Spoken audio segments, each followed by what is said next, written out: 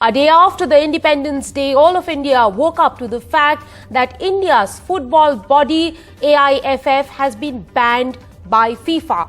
Why have they been banned? FIFA say that there have been external influences, and by external influences they mean that the governing body of football is being run by a committee of administrators appointed by the Supreme Court. Now, the administrators have been in place since 2017. The matters were running fine until the 18th of May 2022, when the Supreme Court decided to throw out Praful Patel and his committee of 27 members, and saying there will be a 3-member administrative committee in place that will amend the constitution and call for elections. Subsequent to all of this, there have been meetings between the COA and the state associations. There has not been a consensus on the constitution. FIFA today slapped a ban on AIFF, which is an indefinite ban, and after this, the centre has got involved, which means Government of India has got involved in all of this, because this means that India is stripped of the rights to hold the Under-17 Women's World Cup, which are scheduled to happen between October 11th and 30th. Now, with centre stepping in, they have sought a urgent hearing in Supreme Court tomorrow. So all eyes will be on Supreme Court on the way forward. Supreme Court is expected to decide the modalities of election. Before all of that happened, earlier today I spoke to Rahul Mehra, the petitioner, whose petition was heard by the High Court, Delhi High Court initially, and that led to the ouster of Praful Patel, the ex-head of All India Football Federation, who was there for as long as 13 years.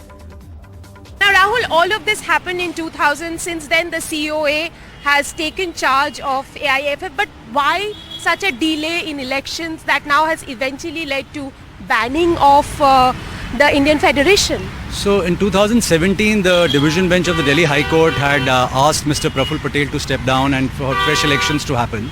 Mr. Patel and AIFF, which he headed till recently, challenged it in the Supreme Court, and the Supreme Court then found a way out by modifying that order, saying that the constitution should be actually looked into and finalized by a committee of administrators. That order subsequently for the next, it took almost 2.5 years for the committee to come up with the constitution, and then last 2.5 years the entire countries and courts are grappling with the situation of COVID. Why did it take so long? Because what I understand is elections had to be held in 3 months. Because the Supreme Court intervened and there was a stay on the Delhi High Court order, the judgment which was passed by the Delhi High Court, and since there was a stay by the Supreme Court, there was no mandate to hold elections within the 3 months. That mandate has recently come back again when the matter came up once again before the Supreme Court after 5 years, and recently before the summer vacations in May, the Honourable Supreme Court held that the elections must happen, and they added on another member, Honourable Justice Dave, as a part of the committee of administrators, third member of the committee, and then they finalized the constitution in the next 1 month or so.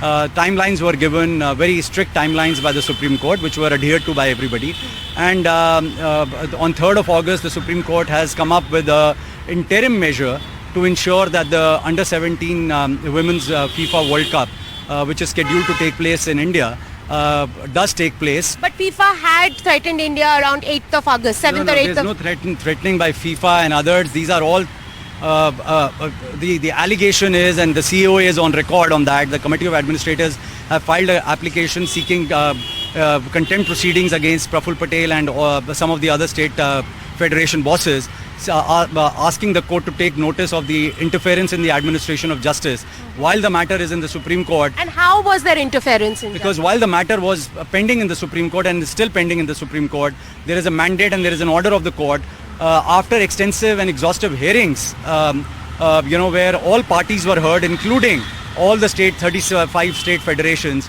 there was a mechanism which was brought out, and these very state federations then went ahead and at the back of it, with Mr. Praful Patel at the helm, asked FIFA for certain letters to be brought in. These are all, I have no doubt in my mind, and if investigated into, which I'm sure in the days to come, the Honorable Supreme Court will look into it. AIFF bosses have actually ensured that this letter comes in. They are the ones who have been egging on FIFA to ban India.